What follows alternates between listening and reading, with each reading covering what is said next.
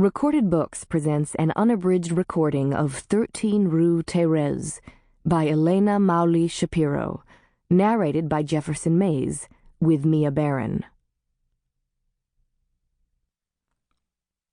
On the record. Paris, shortly before Christmas. Josiane's gift is a simple, square box, its sides about as long as her forearm. It is about as deep as her hand is wide. The white plastic lid has a quaint red crosshatch pattern on it, like the sort you might see on a tablecloth in a small family-owned restaurant. The box is nothing extraordinary, though its contents have been known to induce fevers. At least, that is one of the effects it had on Josiane when it first came to her. Perhaps she decided to pass on her gift as much from a need to get it away from herself as to share it with another.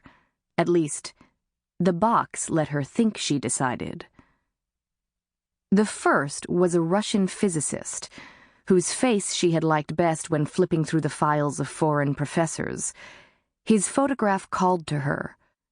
She decided to hide the box in his office for him to find when he arrived and explored his new working space. The box had an odd effect on him, too. Or maybe the effect was partially due to her easy laugh, her smooth, deeply red hair, her hazel eyes that changed color so strangely with the light, that had something a touch hazardous in them, like a faint electric crackle. The next year there was a Swiss historian. The gift always chose to return to her. Then there was a year when none of the scholars appealed to her, and she left the gift fallow.